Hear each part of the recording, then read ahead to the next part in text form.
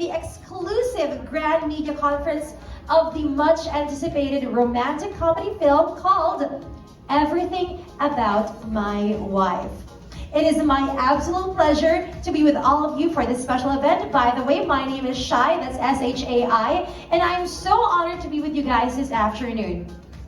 To our esteemed guests, media partners, and everyone else joining us, thank you for being here. So please get ready for an afternoon of an exciting and very special thing happening in a few moments. That's all I've got to say. I really want to spoil, but yeah, lots of things happening. Anyway, of course, thank you so much to Bingo Plus, the most comprehensive digital gaming platform in the country, GAOC, and of course our producers from Creation Studios, GMA Studios, and Glimmer Studios as well. Whew, that was a lot, by the way. Alright, I'm just gonna move down real quick to say hi to everyone here on the crowd, and also, of course, to everyone in our live streaming. Hi to you. I couldn't keep up anymore actually of where we've been live streaming. I think YouTube and Facebook for sure, and everywhere else in the world. Hello to all of you guys. Ayan po. Moving on. So at this point, I want to remind everyone that this afternoon we are going to be feeling the love, feeling the kilig, feeling the joy and the laughter, the pain even, diba? And even the hate. We're all going to be feeling so many things. So together, we'll be feeling things and feeling everything. And yan po ang hatid ng inaabang romantic comedy ng 2025 this month of Feb-Ibig. And all of us here tonight will get an exclusive access to the events that happen behind the scenes of the movie. And yes, this is our chance to get up close and personal with the stars of Everything About My Wife. Now to officially kick off the event, let's welcome the visionary whose creativity, passion, and innovation have propelled Creation Studios to new heights in entertainment. Let us all give a big round of applause to the Chief Executive Officer of Creation Studios, Mr. RJ Agustin. Thank you so much, DJ Shai. Hi! Good afternoon. Anyway, good afternoon everyone, and welcome to the media conference of Everything About My Wife. And in behalf of Creation Studios and GMA Pictures and Glimmer, we would like to thank our friends from the media for being here, and of course for your support and help to bring back our industry to its healthy state by amplifying our messages, encouraging the Filipino audience to watch our movies at the cinemas.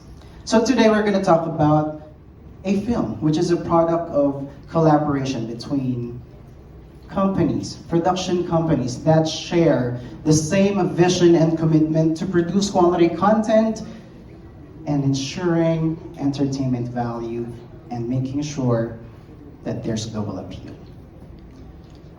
After the success or critical success of Isang Himala and Green Bones recognition and box office success, Creation Studios and GMA Pictures together with Glimmer joined force to bring you a movie that tackles love and commitment, starring the ultimate star, Jeneline Mercado, and of course, the Metro Manila Film Festival 2024 Best Actor Dennis Trillo, and the timeless heartthrob Sam Milby, directed by Rial Florido. Everything About My Wife will be shown in cinemas nationwide on February 26.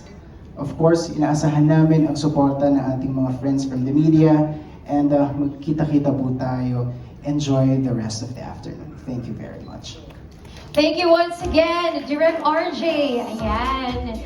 You know what he mentioned earlier made me feel like may pag-asa pa talaga tayo sa pag-ibig, no? And there's no point in being bitter like your host in front of you. Anyway, moving on. Such collaboration is more than just coming together for creative minds. It's a partnership of vision and a fusion of passion. So indeed, a shared commitment to bringing powerful stories to life.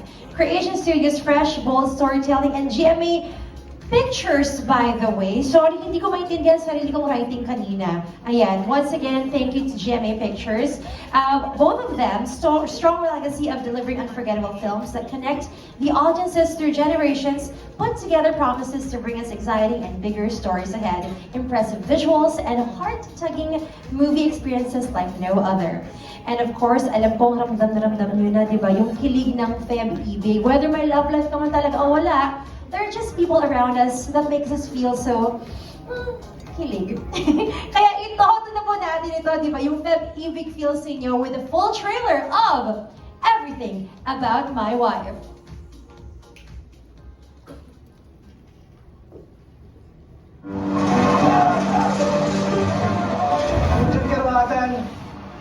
Just like, relationships in general, di ba?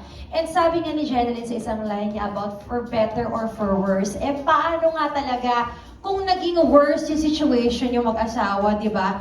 Can love heal everything? I can't answer, wala akong experience. Pero I'm sure yan ang tanong na sasagutin again ng Everything About My Wife. So, are you guys ready to fall in love, laugh out loud, and experience the twists and turns of modern relationships? Well, ready or not, here they come, because I don't want to keep you guys waiting any longer. Let us please meet the cast of Everything About My Wife. Starting with the supporting cast members.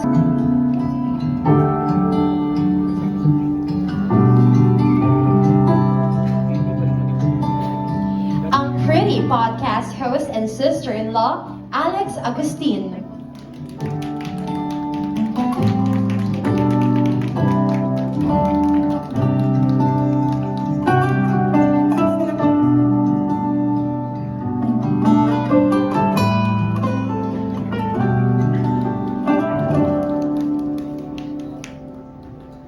The Pussy Cafe employee and sidekick of the ladies' man, Joyang Glorioso.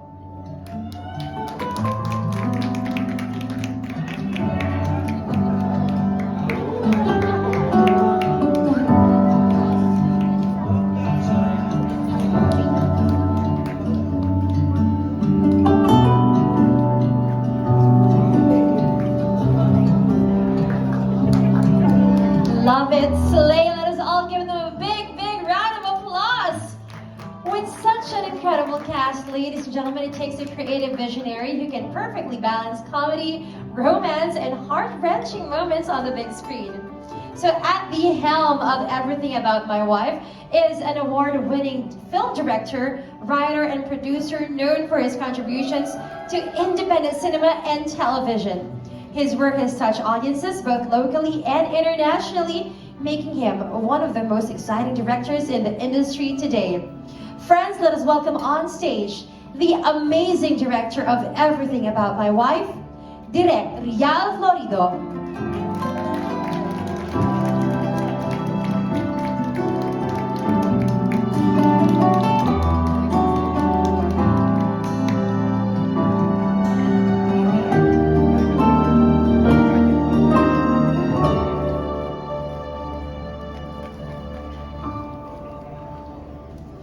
And now, it's time to meet the stars and the heart of this story. The actors who bring to life the humor, romance, and all the crazy twists of this unforgettable film. First off, a multi-talented artist whose charm and charisma have made him a favorite in both music and film. Playing the mysterious yet charming Casanova who gets caught in the middle, the acoustic heartthrob, Mr. Sam Milby.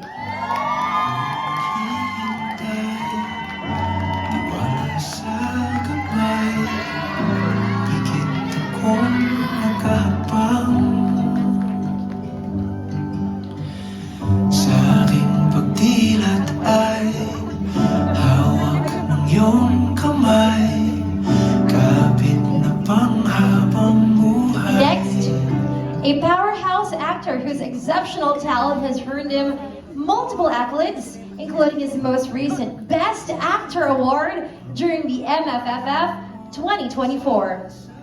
Playing the lovable yet frustrated husband, Please welcome Kapuso Drama King, Mr. Dennis Trillo.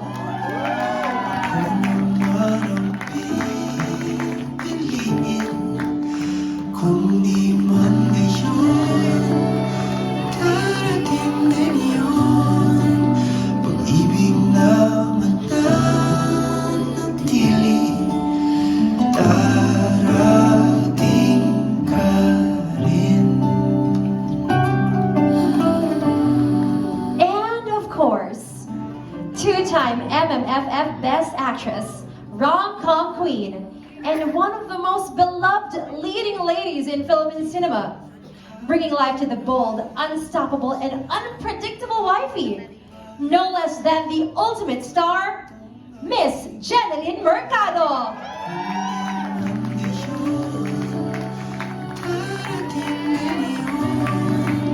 Pag-ibig na mananatili, darating ka rin.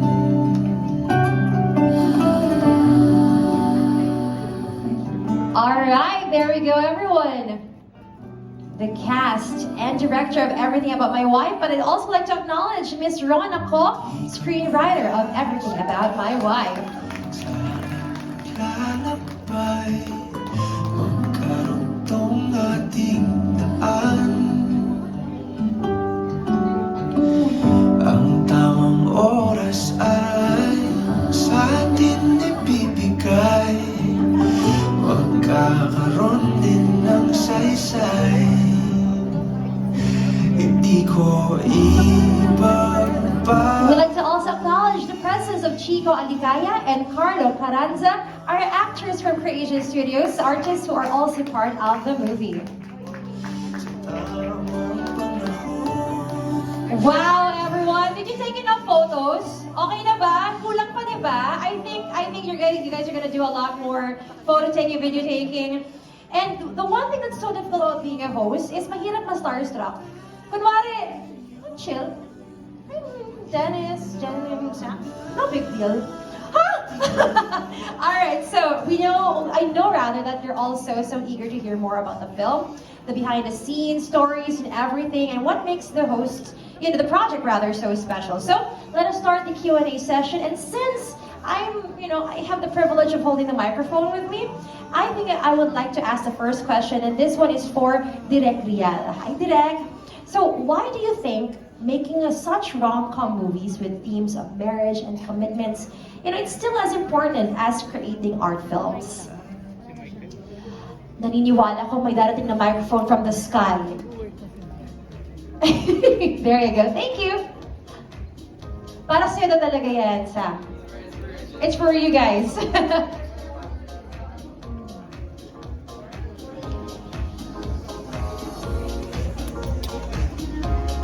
Nag-iisip pa si Direk actually. May sasabihin, ready na yung microphone actually. Nag-iisip lang siya kasi very moving yung question ko. Sabi?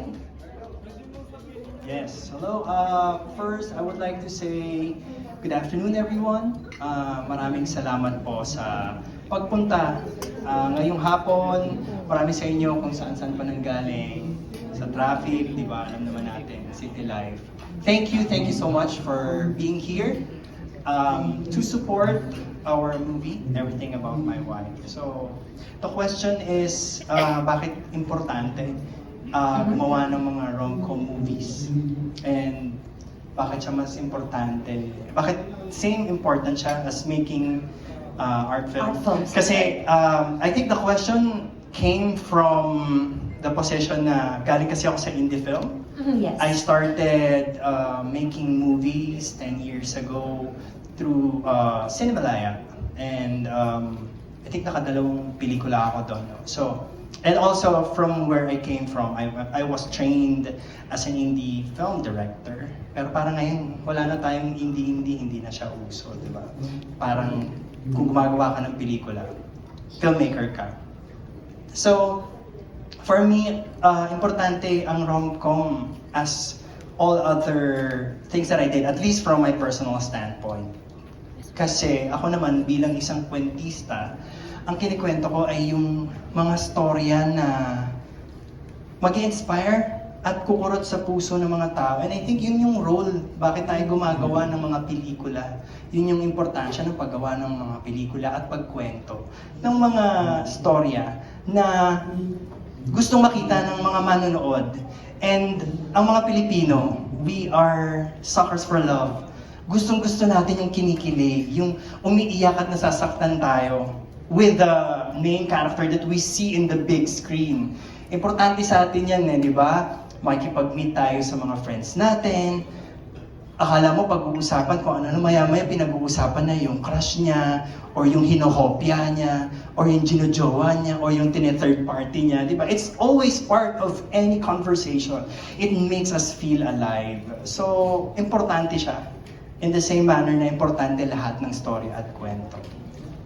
I love that. It's very deep, and yes, a lot of people would wonder that kasi nga you started off with indie films, and then now we're transitioning to rom-com. So it's a really good meld, the way you explain everything. Thank you so much, Direk. This time, I have a question. Nag-isip pa ako actually kung sino sa kanila. Hala. But yeah, let me shoot a question this time for Dennis and Jenalyn. Ayan. So, life imitates art, as they say, right? So on this, so what does it feel like working on a story that somehow you can resonate with? Did it help or was it a challenge? Do tell. Hello, magandang gabi po sa inyo lahat. Unang-una, maraming salamat sa oras niyo. Sinamahan niyo kami ngayong hapon. Siyempre, babalik ako dun sa tanong. Maganda gumawa ng mga pelikula na yung talagang medyo relatable, lalo na paggawa ng characters, para makilala mo yung mga characters. Napaka-importante na gumawa ng isang kwento na universal para makarelate yung mga nakakanood nito. And yes, mas madali syempre para sa artista na katulad kami, mag-asawa kami, and yung role namin dun sa pelikula, mag-asawa din. So kahit papaano, alam na namin yung mga nangyayari talaga, yung beats ng mag-asawa, kung paano sila magtalo, paano sila maging masaya, paano sila nagkakaroon ng problema. So, mas nakakatulong para sa mga artista na gumawa ng pagkaganon. Interesting. How about you, Miss Jenalyn? Katulad ng sabi ni Dennis, familiar na sa amin yung mga iba't ibang mga eksena doon sa pelikula dahil nga mag-asawa rin naman kami sa totoong buhay. Pero ang importante, na-enjoy naming dalawa yung kung paano namin ginagawa ang bawat eksena. At napakasarap katrabaho ni Dennis. Oh, I hope so. Oo naman. I hope so, bilang mag-asawa kayo. Masarap gumawa ng ganong klaseng mga eksena na, uy, ginagawa ko to Uy, nakaka-relate ako. And I'm sure pag napanood to ng mga tao, makaka-relate din sila. Yan. And very couple goals talaga kayo no, na of course real life husband and wife, and also getting to do a film, a project together, also as husband and wife. So it's goals, yun lang. # relationship goals po kayong dalawa. To Sam naman, hi! To the role of Miguel, he is a ladies' man. How did you work on this material when you're the total opposite of him? Yeah, mahirap. It was a challenge for me. Like si Direk Ruel, sabi niya, yung mga roles na nagsashine ka, yung mga medyo masama, medyo evil, my great character, but iba yung si Miguel Si Miguel is Casanova, and Casanova